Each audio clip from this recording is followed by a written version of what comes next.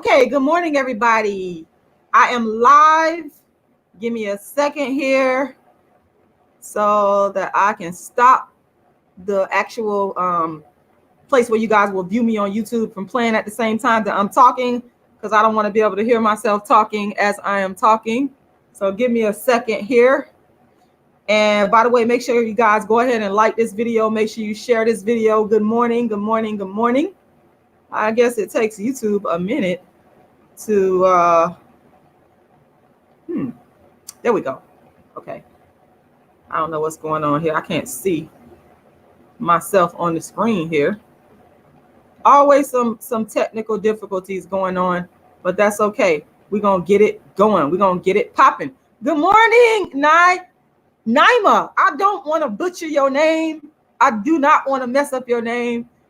Good morning, good morning, good morning, good morning, good morning. Shout out to everybody that's watching. There. Okay, there we go. There we go. We got it. We got it going. We got it going. The world's first and only dark-skinned activist is in the house. The world's first and only dark-skinned activist is in the building. If it wasn't for Rashida Strober bringing this whole colorism, darkism lane to social media, nobody would be uttering colorism, darkism out their mouth. And I got a big problem and a bone to pick with everybody that sit back on YouTube, watch my videos, then go and regurgitate what I said about colorism and darkism. I got a big problem with that. But you know what? I'm gonna make a whole nother live about that because I don't have a whole lot of time. I'm gonna come back on here and talk about that because I want to address the ready to love. Let me just say this. I want to address the ready to love darkism commentary, unique darkism commentary that Rashida Strober created, and why y'all black females is out there copying me. I'm gonna address that. And I'm gonna leave that for another live. All right. So the title of today's live is Dark-Skinned Teenagers Taking Care of Themselves. And real quick, just to give people an understanding, because I know some of y'all will come on here and be like, what in the hell is she talking about? I am the reason why anybody speaks on darkism, colorism on social media. I'm the first to introduce the subject to social media. And it actually started, dark-skinned activism started well before there was a social media. It started way back in 1998 when I created dark-skinned activism at St. Petersburg Junior College. And at the time it was a junior college. Now it's a regular college. But after that, I went on to develop an entire lane, an entire movement around the eradication of colorism and darkism, dark-skin discrimination. And I spent a long time building it through writing books, giving a very unique and new form of commentary that I created that was never done before me, called Darkism Talks that I would give in the community, creating plays. I'm an actor and a performer and a writer and a playwright. I'm the first artist, actress, and playwright and author to focus my work only on dark skin. Nobody's done that before me. And I got a problem with everybody that's giving all these other people credit. You ain't gonna do that in my face. Because I'm gonna come for you. I'm gonna come for you. I don't play that. No Rashida, no colorism on social media. So in 2009, I created the first dark skin colorism, darkism channel, brought it to YouTube.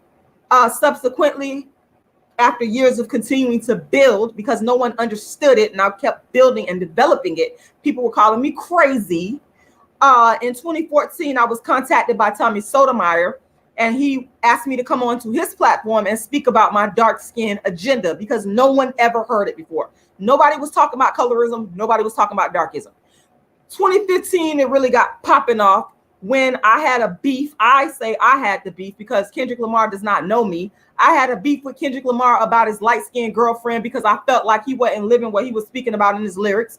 And I took to my social media after one of the people that I was counseling came to me and asked me, what do you think about Kendrick Lamar and his new fiance? And I said what I said, and then it popped off to millions of people, went viral. Charlamagne and the Breakfast Club made me donkey of the day. And after that, people flocked to my channel and began plagiarizing and copying the fuck out of my work. And now you hear colorism come out of these black chicks' mouth when they never gave a damn about it prior to me. And they have the audacity to act like it was their original brainchild in terms of speaking about it in terms of being conscious about it, and it wasn't. I brought it to social media, and that's a fact. And I got a problem with anybody that's not saying my name. And when they talking about darkism or colorism, use a fake and use a fraud, and I let you know the shit to your face. I don't fucking play. I own this lane. So that's a brief history. You can Google Rashida Strober. You can go to my website, darkskinactivist.com, aka colorismactivist.com, and find out more information. So this live was triggered today by just reflecting on a dark-skinned teenager that I saw the other day coming out of, okay, I was going to the DMV, the drivers where you go to renew your license and all that kind of stuff. I went down there because I went to go renew my license online, but I didn't get a confirmation receipt that they had received it. So I didn't know whether or not they received it or not. So I decided to go in and find out what was going on. So I got all that taken care of. I came outside of the driver's license place, and immediately this dark-skinned teenager comes up to me and he's like, "You got some change?" It happened so fast. Like, I'm like, because I was like going in my trunk, and he just walked up to me, "You got some change?" And I'm like, and I stopped and I said, "Wait a minute, how old are you? Aren't you supposed to be in school?" He told me he was 15 years old. And I'm like asking him, what is going on here? Why are you out here, you know what I'm saying, asking for money in the middle of the day? And this was around like 10 o'clock in the morning. You supposed to be in school. Then he told me he was 15, and he told me that he was supposed to be at the middle school that was up the street, but it was 10 o'clock. Okay, school started at like 9:30. It was 10 o'clock. You supposed to be in school. But so, you know, and I have a mixture of emotions when people ask me for money. I'm angry about it in one token, but on a second token, I feel sorry for these people, because I know what it feels like to be a homeless teenager, and I know what it feels like to be broken, not have no money, and to go through that struggle. But at the same time, I also know that you have to claw and fight your way out of that type of poverty, and you have to go and do what you need to do. And so I got like these two sides of me that's fighting and clashing with each other.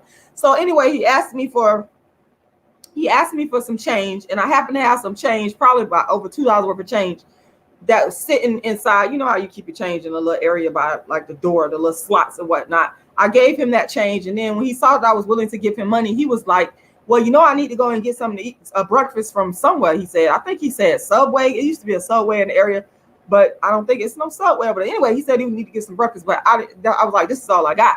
So I got in the car, and then I realized that I had some dollar bills in there. I had a $5 bill and 3 $1 bills. So when I was driving off, I saw him. He's still, you know, circling the parking lot, trying to raise money and whatnot. So I gave him the $3 bills that I had. And it just begs the question, why is it that dark-skinned teenagers, and a lot of what I say, come on, y'all, let's keep it 100. A lot of what I say is applicable to the human race. White, black, purple, green, brown skin, dark skin, light skin. It's applicable, but I'm the dark skin activist. I'm the world's first and only dark skin activist. I motherfucking created this lane. I own this lane. It's my lane. Make sure y'all like this video. Everybody's stealing from me. All y'all out here stealing from me. I always got to throw colorism up in your conversations. I'm so mad about that. I seen this, just to digress a little bit, I got to come back and make a live where I show face, because I like to show face so y'all can see my eyes when I'm talking about these people that I feel are disrespecting me and plagiarize. I was so mad this morning when I got up this morning, and I enjoyed the sister channel for not necessarily her channel, but the interview she's conducted with the people on Ready to Love, because I am a fan of the show, and she just happens to have gotten the interviews. So I'm on there watching for the people that was on the show. So, and the thing is, you know, you start talking about color. I said, wait a minute, I done made all these fucking videos, about 10 videos on darkism, colorism, on Ready to Love, and ain't nobody else doing no reviews like that. And all of a sudden, you come uttering colorism out your mouth. That made me mad. And again, like I said in one of my previous videos, I got to come and make a whole live about this.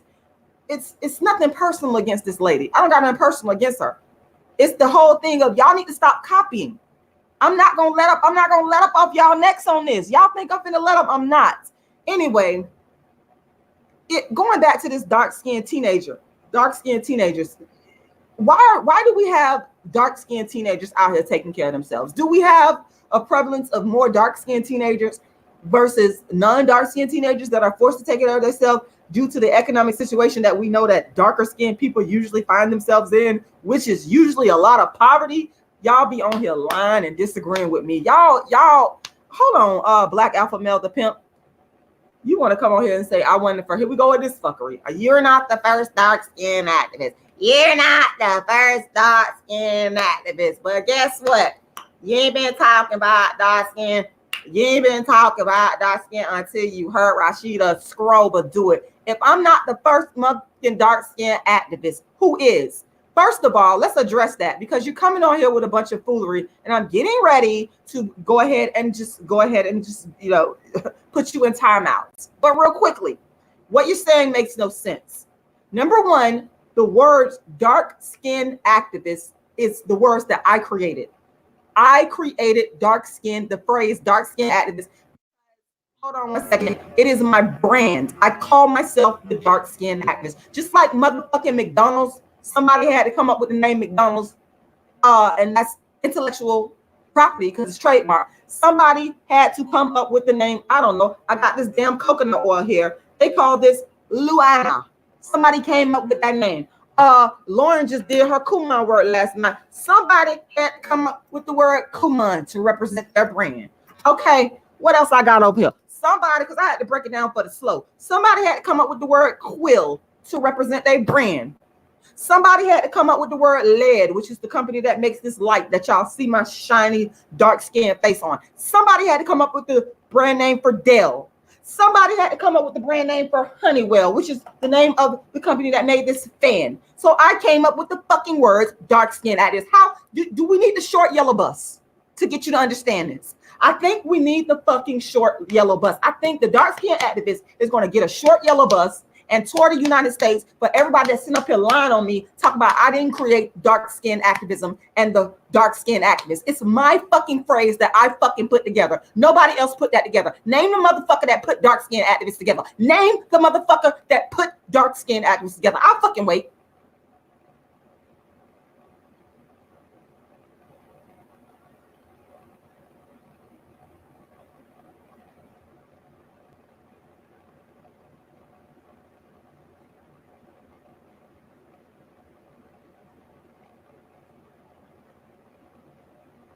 I'm waiting. I'm waiting. Woo, I'm waiting. Woo-hoo. Cola Booth. Cola Booth did not call herself. See, this is the thing. Short yellow bus. Where's the short? I need a fucking bus driver for a short yellow bus. Okay. I need to hire some bus drivers to go on the dark-skinned activist short yellow bus tour so that I could tour around the nation and deal with these people that do not, I don't know if it's a cognitive impairment or you're just a fucking liar. I don't know which one it is. Cola Booth, and Cola Booth will tell you this, did not put together the words dark-skinned activist. Rashida Strober did that. Rashida Strober did that. Why y'all got such a problem with me getting credit for what the fuck I created? That's the fucking mental problem. Motherfuckers that come up on my channel telling me I'm not the first. They don't even know what I'm not the first what. You don't even know. You confused. Why you guys, you're the one with the mental problem. And then you can't even come on here and give factual evidence. You come on here lying. You didn't even fucking spell Cola name right. It's Kola, first of all. Cola Booth, Boof. Cola Booth did not come up with the phrase dark skin. Rashida Strober did that. Rashida Strober did that. Because you ain't been talking about dark skin. You ain't been talking about dark skin until you heard Rashida Strober do it. These bitches copy everything I do. I'm not talking about Cola Booth. I've said, if you listen to what I've said, that's why some of y'all need to take my darkism course, which I offer. It's not going to be for free. Y'all been stealing every fucking thing else. Y'all come up on YouTube, come up on my channel, hide behind the computer and fucking study and steal. You study and steal. You study and steal. You study and steal. That's what you do. And you get mad because I call you out and then had a fucking nerd that called me, say I got a mental problem. I have a mental problem for calling out people that are stealing and plagiarizing from me. Okay, well, I have that fucking mental problem. That mental problem is called telling the fucking truth. That's the mental problem I have. And you know how that mental problem is cured? By motherfuckers telling the truth. So I'm not going to stop. Dark-skinned teenagers taking care of themselves. You see, I was a dark-skinned teenager that took care of myself. And I feel that a lot of Black parents And I'm not, again, this could be applicable to non-dark skin. Now, bitch, you finna get off my channel. I'm done with you now. You come on here talking about people that done ripped off, plagiarized, and stolen from me and ripped me off. You're gonna get the fuck off of your comments are going to get the fuck off the channel. I'm done. We finished with that. That's over and fucking done. That's over and done. We're gonna move on to talking about dark-skinned teenagers. This bum bitch got the nerve to come up on my motherfucking channel and tell me about people on YouTube who never talked about colorism or dark skin before I did it, who came to my channel as a result of 2015, me beefing with Kendrick Lamar about his light-skinned girlfriend and the world being introduced to this thing called dark skin activism. Bitches who had channels way before me, who understand marketing and built up their audience, came and flocked to my channel after the Breakfast Club made me donkey of the day and fucking stole. So you better take your bum bitch ass off of my motherfucking channel. That's what the fuck you better do. That's what the fuck you better fucking do. And if I see you in person, I'll tell you this shit to your fucking face. And make no mistake about it. Yeah, I got a lot of venom and anger for you. I got a lot for you. It never runs out. I'm ready. Make no mistake about it. I'm gonna sue these people. Because YouTube is going to have to, at some point, deal with people that have ripped off the intellectual property of content creators. YouTube is going to have to deal with that shit. And if you think for one fucking minute that day of reckoning is not going to come where YouTube has to deal with it, where the plagiarizers have to deal with it in a federal court of law, we're going to fucking hash it out that way. We're going to handle it that way. So you can bring your ass up on here, talk about liars, thieves, low down, shit bags, crispy, burn up motherfuckers. Yeah, I'm gonna talk about them now. But the fact of the fucking matter is, any bitch that's talking about dark skin, any bitch that's talking about colorism, the bitch is stealing from the dark skin activists. Period. Period. You know what period means? The end. So there's a lot of reasons why dark-skinned teenagers end up fending for themselves. And I think a huge part of that is coming from disenfranchised families and poor families. And I think a huge part of that, and y'all can argue with me with this if you want to or not, a huge part of that comes from the fact that dark-skinned people, through no fault of their own, just through historical darkism, global darkism, aka slavery and oppression and things like that, end up in what's called the ghetto. And now we know that the Jews lived in ghettos, but I'm referring to the ghetto that we are talking about regarding Black people in urban communities, where the housing, the projects and developments, the hood, that type of ghetto. There is an overabundance of dark-skinned people that usually end up in the hoods. And it's very difficult to get out the hood when you dark-skinned, as far as I'm concerned, because there's more barriers that are put in your place, put in your face. So a lot of these kids, they're born into this type of situation. And I feel that, and I'm just giving some of the reasons why dark-skinned teenagers end up having to fend and take care of themselves. A lot of the parents, they don't have the money. A lot of them don't have the educational background, the economic history. Because here's the thing: there's a book that I read a couple of years back. I can't think of the name of the book, and if I do, I'll drop it in the comment section. Where the author was trying to help us to understand why is it that Black people and white people, why is there still an economic disparity? And he compared, some of y'all might know the book I'm talking about. He even compared college educated Black people to even non-college educated whites, and they still had more assets. And it's because they're whites. It's because of the fact that white people, they were, again, if you go back to history, the history of this country, the slave trade fueled the Industrial Revolution. It's fueled it.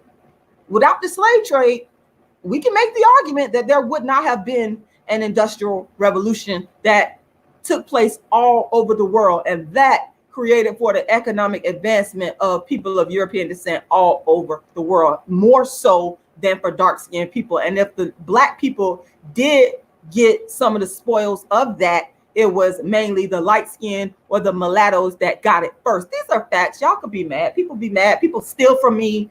You lie, you steal, you take. I don't give a fuck. I'm here to tell the truth. I don't fucking even care. What I care about is what is factual and actual. I don't care about liars and thieves. So when we find ourselves, new generations of dark-skinned children being born, find themselves in a very fucked up situation. It is what it is. Find ourselves in a messed up situation because we didn't create this mess. We're simply born into it. You understand what I'm saying? And that's why a lot of times I have said to people, and people have gotten angry with me about this, because some people just want to hate. They know stuff is the truth. They know you're telling the truth. They just still want to be angry and mad, and they want to be haters. But I'm here to tell the truth. That if you know that you don't have your shit together economically, if you know that you don't have an education, if you know you ain't got no money, if you know your family structure don't have no kids, don't bring these children into, because I suspect that may be a part of it. I did not go into detail with this young man, but I know enough to know, because I know what it was with me. It's a mixture of these systemic things that go from generation to generation. You understand the dysfunction that slavery started with Europeans, because they started it. They started this mess. Ain't nobody tell you to come over there to Africa and start enslaving people. Ain't nobody tell you to do that. If you would have left these people alone and went and found your own labor, or maybe if you would have said, hey, would you come work for us and we'll pay you some fair wages, or if you would have did that, then maybe we would not be finding ourselves in this fucking darkism economic situation. But this is the situation that we find, and it hurts my heart, though. It really does, because I understand how hard a dark-skinned person is gonna have to fucking work to dig itself out of it, and the shit that they're gonna have to go through to get out of it. And I'm a living witness of that today. I live that today. And it's gonna be harder for you. And I gotta watch the time, y'all, because I gotta get out of here around 10 o'clock. It's gonna be harder for you, 10:30, to get out of that situation than it would be for a non-dark skinned person. Now, granted, there's gonna be some dark skinned people. People always love to point to what I call outliers. They watch me, then they copy me. They mock me, then they copy me. They'll probably copy me on that. Y'all copy me on every fucking thing I do, and then try to go to your channels, to your already made audience, and act like you built you created the shit. For this bum bitch that's coming on here talking about a crispy burnt chicken, having a bigger channel than me. Well, the person is a marketer. What the fuck do you expect? I'm not a marketer. I'm a creator. I'm a thinker brain. I create shit that bitches wish they had, and they steal. That's what happens. I'm a creator. I have a very creative fucking brain. Very quick on my feet. Okay? And so a lot of people don't have that. So they want what you got. So what they do, they come and steal and take. So fuck you, because you don't know what you're talking about. I can't respect people that try to come at me like that. Don't come at me like that. Don't come at me with shit that's not based and rooted and grounded in facts. Now, if you coming at me based and rooted and grounded in some facts, then I might could deal and handle.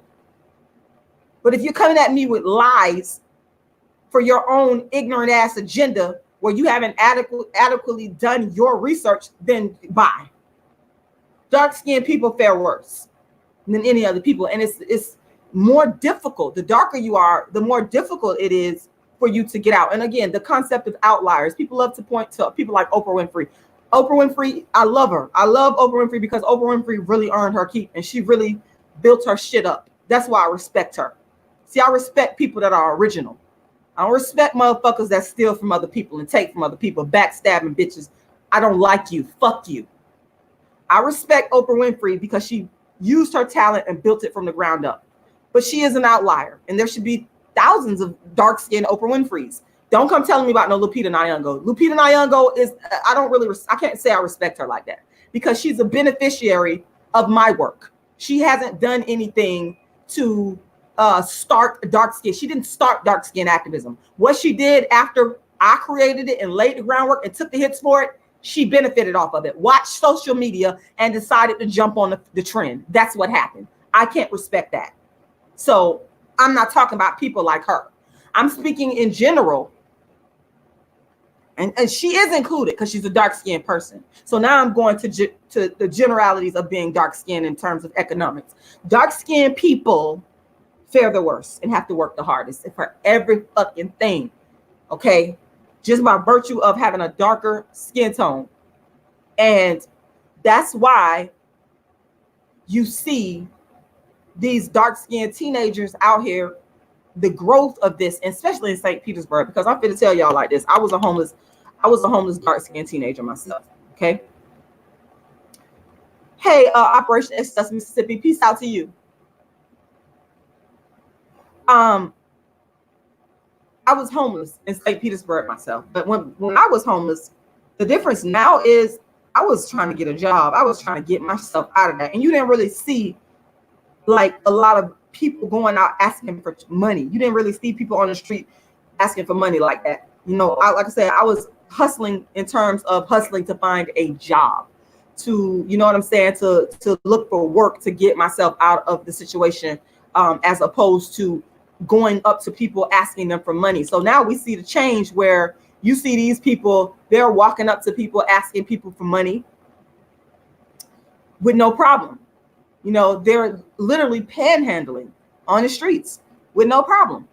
And it just shocks the hell out of me when I see a young teenager out here doing that. And then I also think to myself, I said, wait a minute, if this teenager has the audacity and the skill and the boldness to go up to a person that they don't know and ask them for money, then they could be doing something, and that's sales.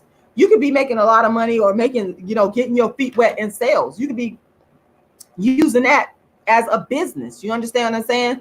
To go out and sell a product and make more money and get yourself off the streets. Because apparently you have a talent. That's a talent to me.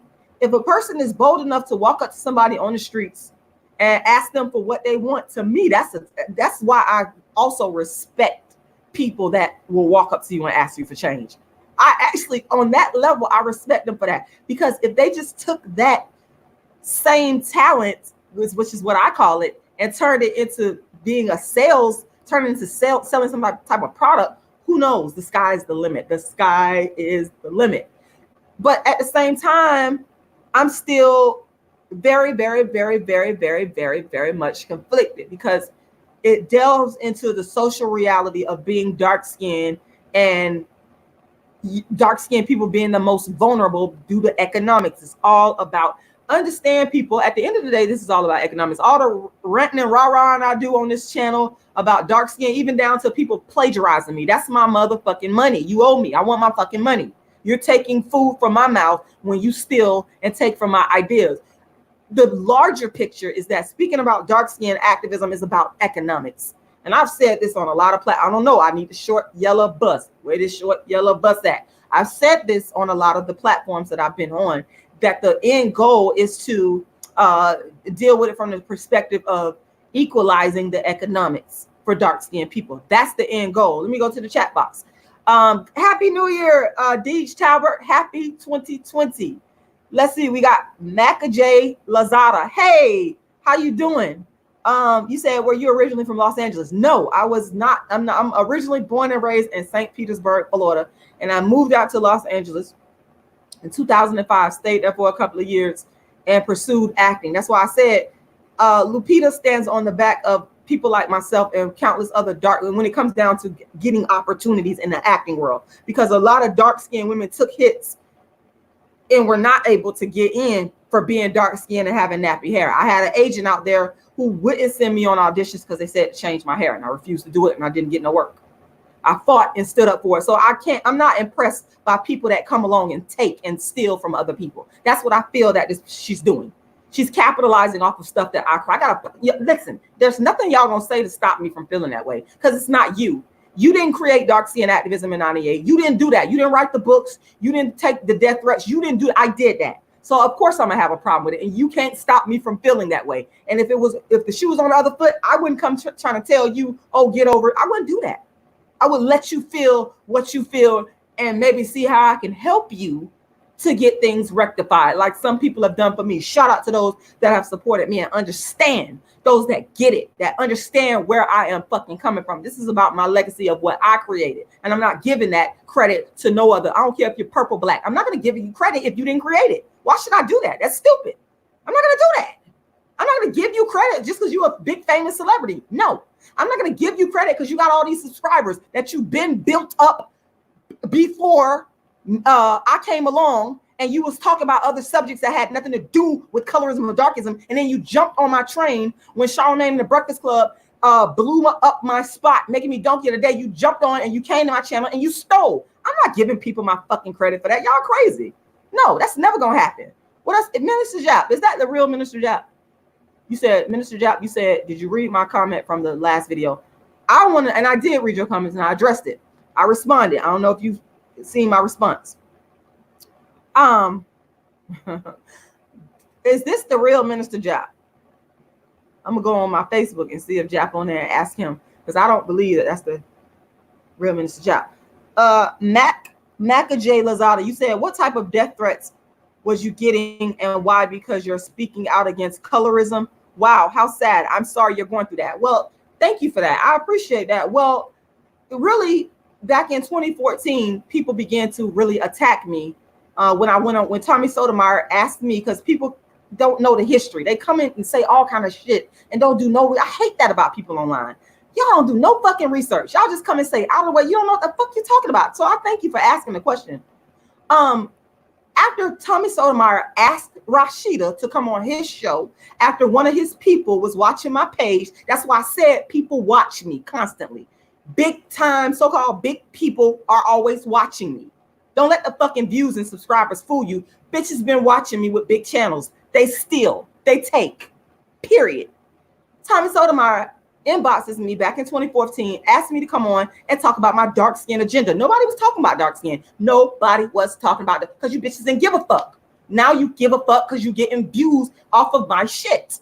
Anyway, 2014 or 2015 rolls along and I continue to do what I've been doing from 98, talk about, put my foot on the necks of these people that's committing darkism. And I talked about Kendrick Lamar and his light-skinned girlfriend. And lo and behold, that shit went viral to millions of people. And after that is when people started to come for me and send me death threats. And people started to plagiarize and steal and copy from my channel. Anyone you see talking about dark skin, from that point on, they got it from my fucking philosophy, my commentary that actually comes from my books on dark skin. They are thieves. So I have taken the hits for this shit. And I got a problem with it because these same people that called me crazy for talking about it, bitch, why you creating channels about it? Why you sitting up here talking about colorism in every other interview? Why? I mean, it doesn't make no fucking sense. Y'all are fucking foul. Of course I'm gonna have a problem with it. I'm never gonna stop having a problem with it. So I have gotten death threats mainly after the Kendrick Lamar debacle in 2015 because people that were fans of Kendrick Lamar, they didn't like what I had to say about him and his light-skinned girlfriend and the darkism hypocrisy that I saw. They began to attack me. Point is, I've been taking the real hits for dark skin and other people been eating off my shit, and I got a problem with that. And some way, somehow, I'm gonna find me an attorney and I'm gonna take these bitches to court. Some way, somehow, we're gonna get the shit done. It's possible. Shout out to Les Brown. I love when he always says it's possible. He's right. It's absolutely possible. So, you know, dark-skinned teenagers should not be forced to fend and take care of themselves. And I wish it was a situation where that didn't have to happen. And, you know, I understand. Let me just address this as well, because some people will say, well, you know, teenagers, when they get to be teenagers, they start smelling themselves and they start to rebel. And that's true. I agree with you. That's something that we have to grapple with. And we all did it. I know as a teenager, I did it. I'm not innocent. I'm not here to say that I'm innocent. And that's what teenagers, a lot of them do. But there has to be, they shouldn't end up homeless and on the street. Because here's the thing. When you are just thrown out there to the wolves, all kinds of people come and try to prey on you. You understand what I'm saying? And you have to pray and ask God for his protection to keep you sheltered from the wolves. And it's not easy.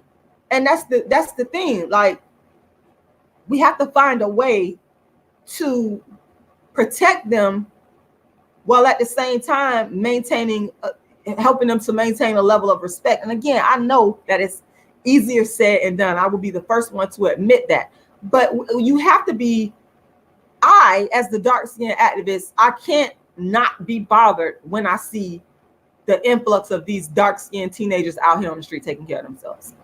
You have to be bothered by that. I remember when my son, 15 years old, started to get off the chain, and I would did everything I could to make sure I protected him, even though he was smelling himself and he was feeling like I'm grown and going through that stage.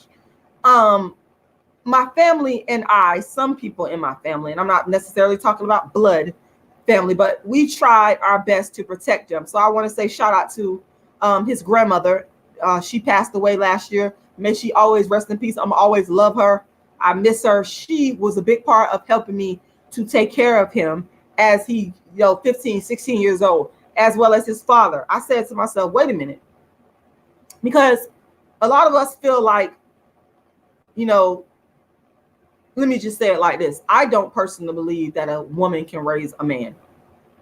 And at some point, you got to let go of the reins and let the men step in. If you are not, what I'm saying is, if you're not in the same household with the child's father, you have to at some point, let the man step in and do what he's doing. That's what I did. And it was like this back and forth. I pulled a lot of resources. And that's the type of person I am. When I see something going down and somebody need help, I'm going to pull some resources. So I was calling my brother. I got his father. I was calling everybody I could, say, let's come together and let's work this shit out. And I think that's how it has to be done, because at the end of the day, we owe the children. The children don't owe us. I believe that. The children did not ask, the dark-skinned children and children in general, but these dark-skinned children ain't asked to be born into a fucking world that don't like them because they dark-skinned.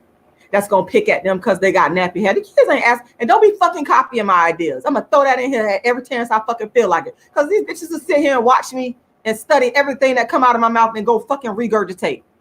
I'm so sick of y'all Rashida Strober copycats. Y'all make me fucking sick. I can't stand none of you bitches. None of you. The dark-skinned children did not ask to be born into this world. They did not ask you to go and have a good time laying up, conceiving them. Okay? They did not know that they was going to come into a world where they was going to have a hard time in housing, in education, getting jobs. People talking about their hair. People talking about their dark skin. They did not know that they was going to have such a fucking hard life. And I'm not saying all dark-skinned kids go through this, but it's enough of them that go through this for me to be the damn dark-skinned activist. And I went through it firsthand. I fucking went through it. That's why I'm the dark-skinned activist. And for you out there that copy me, people always say, like, you're not the only dark-skinned woman. Well, I'm the only fucking dark-skinned woman that decided to do something about it. And then you started copying me. Don't come telling me other dark-skinned women, they had their problems too. Well, why didn't they start dark skin activism? You didn't start dark skin activism. You had these dark skin problems, but you didn't start dark skin activism. You had to wait on Rashida Strober, the world's first and only dark skin activist, and copy me, mock me, then copy me. Explain that. So don't come bringing that to me. Take that ball up and throw it in the trash. Take it, ball it up and throw it in the trash. Okay. There we go. So yeah, we owe a debt to our dark skinned children to at least, you know what I'm saying, to try to make their life better. And that's what I tried to do for my dark-skinned daughter. I tried to make her life better. I try so, God knows that is like literally in my top 5 of goals. I do not want my dark-skinned daughter to suffer. And we can't, that's what's at the heart of this. How do we avoid human suffering? Can we avoid human suffering? I don't know if we can. But that's what's really at the heart of dark skin activism, is to eradicate. And I know this wishful thinking, but I can wishfully think. I can think big. To eradicate human suffering. Okay. And I think that dark skinned people suffer the most. So I try my very best to say, you know what? This child didn't ask me to come in the world. She didn't say, ooh, please have me. Ooh, please conceive me and let me be dark skinned with nappy hair. She didn't say that. I did that. So I'm indebted to her. And I feel that parents, you are in debt to the child. They didn't ask you to be born. So why are you out here not doing something about them being homeless and them beg? You shouldn't be doing that. It's a bad reflection on you as a parent. You're a part of the problem. Yes. And I know people don't want to hear that, because people don't want to hear the truth. And I'm talking to my damn self too. Let me tell you, I never leave myself out of the equation. I am talking to myself, but people don't, what I learned, people don't like to fucking hear the truth. People don't like to hear the truth about themselves. I got to get out of here. So I got to go somewhere. It's 10:16. I want to make sure I'm there on time. All right. It's the world's first and only dark skin activist, Rashida Strober. None of you should be talking about dark skin. If you want from me, no Rashida, no colorism on social media.